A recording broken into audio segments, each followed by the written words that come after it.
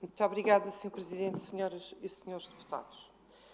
O Sr. Deputado Ricardo Lume começa por falar na questão do facto do PSD ou do Governo não ter encetado as medidas e de ir à fonte. Todas as medidas que o Governo Regional tem feito até ao momento têm sido, efetivamente, de apostar os sectores mais importantes. Basta olharmos para aquilo que aconteceu logo no início, no final deste ano, quando aprovámos o Orçamento da Região e quando aprovámos o Programa de Governo no início desta mesma legislatura. E, de facto, temos verificado que 48% do Orçamento da Região, ou mais, ou até mais, aposta e destina-se às funções sociais. Isto significa que a aposta tem a ver com as necessidades e com a fonte. Ou seja, há uma aposta na habitação, há uma aposta na educação e há uma aposta na saúde e, obviamente, também na proteção social. Se nós queremos que as pessoas evoluam, hoje está mais do que provado que essa mesma evolução começa e deve iniciar-se o tal elevador social, hoje tão falado, pela questão da educação. E, de facto, tem sido essa mesma aposta e tem sido aquilo que o Governo Regional tem feito. Tem encetado programas estimuladores, tem diversificado os níveis da educação, de ensino, que faz com que tenhamos hoje uma diminuição das taxas de transição da escolaridade, diminuímos as taxas de retenção, as taxas de desistência e também as taxas de abandono precoce. Se queremos, efetivamente, atacar a fonte, tem de ser no nível de educação, no nível de qualificações da nossa população. E é isso que o Governo Regional tem feito e é isso que nós aqui até inclusivamente já votamos, um programa e um orçamento que espalha essa situação que, como aqui já referi, mais de 48% foram para essas mesmas funções sociais, onde se inclui também aquelas que o Sr. Deputado aqui falou. Senhor Deputado, também falou na questão dos dados. Aquilo que nós podemos dizer, e aquilo que importa aqui dizer, é que houve mudança, é que houve uma alteração no nível de vida das pessoas. A estatística, e como sabe, a Autoridade de Estatística aqui na região corresponde ao INE e à Direção Regional de Estatística, consegue, de uma forma transparente, de uma forma rigorosa, trazer para cima da mesa esses mesmos dados. E, de facto, se houve região do país que diminuíram as desigualdades, em que aumentaram os rendimentos, foi a região autónoma da Madeira. Basta olhar para os números, não é pegar nos números de uma forma isolada e espalhá-los e dizer qual é o mais elevado. Aquilo que nós temos, de facto, é que há indicadores, nos mais diversos indicadores que eu aqui já falei, que têm a ver com a questão do risco social de pobreza, assim como a privação material severa, que, após uma leitura atenta, verificamos que desde 2019 tem vindo a melhorar e tem vindo a, no fundo, a melhorar os seus indicadores e os seus números. Senhora Deputada Cláudia Pestrelo, de facto, nós temos tido a capacidade de responder de uma forma imediata aos problemas que temos vindo a passar. Tivemos recentemente a pandemia, sem qualquer apoio do Estado, encontramos de uma forma rápida programas específicos. Não só a Segurança Social atuou com os seus sistemas de proteção social, mas foram encontrados outros programas que foram direcionados para o sector da economia social, que de uma forma direta e próxima trabalham com a população.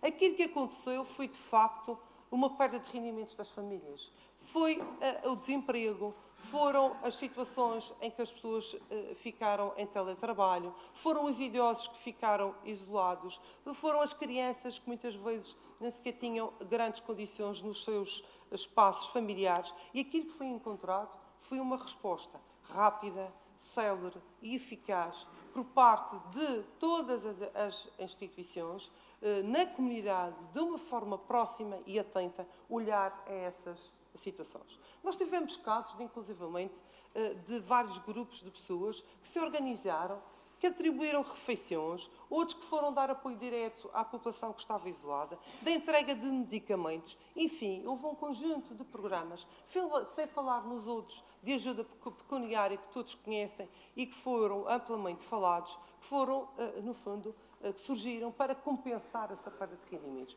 Que isso é o mais importante. Obviamente que se pode pôr em causa a forma da gestão desses mesmos rendimentos, mas a Segurança Social e as instituições acompanham, têm mecanismos de ir acompanhando estas famílias no sentido de elas melhorarem a sua situação e o seu nível de vida. E isto tem a ver um pouco também com aquilo que a senhora deputada Ana Cristina Monteiro falou do apoio à população que ficou aqui a quando o início da guerra 24 de fevereiro, a quando a guerra da Ucrânia. De facto, nós temos aqui um bom exemplo. Mais uma vez, não só houve uma resposta rápida, generosa e pragmática da parte das entidades locais, como tivemos também uma resposta muito generosa da parte da população.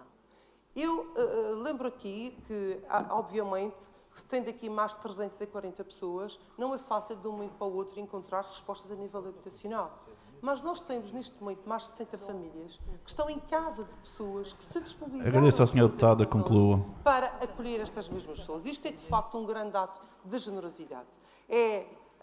No fundo, isto manifesta a forma como nós acolhemos, apoiamos e cuidamos, mesmo daqueles que por aqui passam e que estão numa situação, de facto, que é uma situação muito grave que está a passar na vida destas mesmas pessoas. Muito obrigada. Muito obrigada, Sr. Presidente, senhoras e senhores deputados. Sr. Deputado Brunelli, efetivamente a visita e o programa que nós tivemos foi muito bem patente a postura de todos os nossos agentes. Percebemos que o sector da economia social e as empresas estão em consonância. Percebemos que há uma grande preocupação em apoiar aqueles que podem, de facto, melhorar as suas habilitações. Temos um sector empresarial que, de uma forma silenciosa, apoia muitas famílias, apoia muitos jovens nas bolsas de estudo, apoia na sua continuidade da sua escolaridade e formação e assim complementa os apoios governamentais. Porque, obviamente, que todas estas mesmas pessoas que recebem também este apoio têm uma avaliação e têm, em regra, a ação social por parte neste caso, da universitária, do apoio para as bolsas de estudo universitárias e este sector empresarial complementa, como aqui já referi, de uma forma silenciosa e muito generosa esta população. Também verificamos que, quando a pandemia, apoiaram não só em alguns sectores e em algumas questões muito específicas, mas apoiaram, sobretudo, os grupos informais que se organizaram para dar este mesmo apoio. Sabemos que somos sempre poucos. Quando se trata de questões sociais, quando se trata de dificuldade, quando se trata de compensar aqueles que perderam aquilo que têm, somos sempre muito poucos. E, de facto, é esta sinergia entre o sector público, o sector da economia social e o sector empresarial que, assim, todos juntos conseguem dar uma melhor resposta. O senhor deputado Elvio Sousa vem aqui com uma demagogia onde traz argumentos que não fazem aqui qualquer sentido, mas eu gostaria de lhe dizer, senhor deputado, temos alguns indicadores. Ninguém diz que tudo é perfeito, como aqui já referimos. Mas, desde 2019, que temos o maior produto interno bruto por habitante, que estamos há 7 anos consecutivos com saldo positivo orçamental, temos a mais baixa taxa de desemprego. E não sei se sabe, mas no mês passado nós tivemos uma das maiores baixas descidas de desemprego ou do número de pessoas inscritas no desemprego de sempre. Isto é revelador que, de facto, estamos em evolução, que tem a existir uma resposta e que a melhor forma de apoio às pessoas é através do emprego. O maior fator de inclusão social é o emprego. Quem promove emprego é a economia. Aquilo que acontece e que tem acontecido é o Estado, neste caso o Governo Regional, através de programas, as instituições de solidariedade social, têm compensado estas mesmas necessidades desta mesma população. Mas posso-lhe dar mais outros números. Nós estamos há 80, ou tivemos até 81 meses consecutivos de crescimento económico, que se sabe que foi interrompido pela pandemia. E até 2020 tivemos esta taxa, esta evolução. Nós tivemos o maior número de alojamentos familiares transacionados até 2020. Isto também é revelador que havia essa capacidade de compra por parte das pessoas. Temos a melhor taxa de abandono escolar, mais baixa de sempre, até 2021. Estes são números, são indicadores que revelam que, de facto, tem existido uma grande evolução, tem dado alguns passos e que, através Agradeço ao senhor deputado, quando a conclua. pandemia, foram interrompidos. Mas, ainda, como lhe disse, ainda o mês passado, podemos verificar que, de facto, temos há mais de 10 anos a melhor taxa, ou o melhor número, ou mais baixo número de pessoas inscritas no Instituto de Emprego, o que isto é muito positivo e é revelador que estamos, neste momento, até agora, até este momento, estamos em evolução. Muito obrigada. Muito obrigada, Sr. Presidente. Senhoras e senhores deputados, o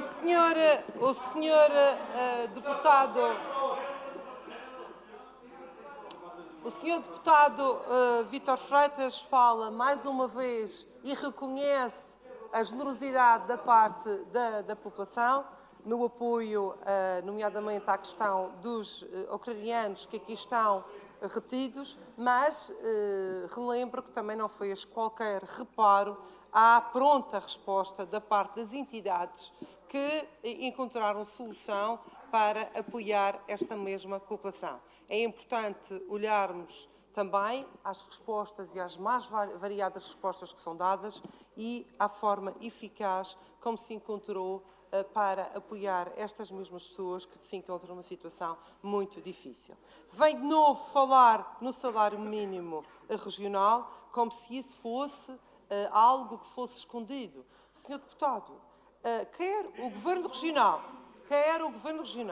quer as entidades, nomeadamente a Direção Regional de Trabalho, têm esses números, têm que ter esses números. O senhor deputado, com certeza, que procura esses dados no Instituto Nacional de Estatística, o senhor deputado, se encontrou isso no Instituto Nacional de Estatística, que me diga. Gostava que me dissesse aonde é que está no Instituto esse indicador, no site do Instituto Nacional, no INE. Gostava que me dissesse. Isso está. E aqui na região poderá obtê-lo através da Direção Regional de Estatística. Aliás, quando é feitas atualizações anualmente sobre o salário mínimo regional, que neste momento está em 723 euros, tem que saber quantos funcionários na administração pública existe nesta situação e também no privado, porque a Direção Regional de Trabalho tem que receber com regularidade esses mesmos dados da parte de todo o tecido empresarial. Faça essa pergunta diretamente à Direção Regional de Estatística, não sou eu que a vou dar. Procura a Direção Regional de Estatística e com certeza encontrará, por acaso até sei, vai encontrar esses mesmos dados. Mas repare, se isto acontece e se a sua preocupação é de facto, as pessoas que estão a receber o salário mínimo regional, e gostaria que o Sr. Deputado também me respondesse e me dissesse qual tem sido a política do aumento dos rendimentos da nossa população. Porque se há problema que nós temos, é de facto um problema de rendimentos. Não é aqueles que têm, não há aqueles que recebem o salário mínimo nacional, regional, que isso até tem vindo as atualizações. Há muitas pessoas que também têm baixos rendimentos e que até estão a trabalhar há um X número de anos, e que têm sido compensados.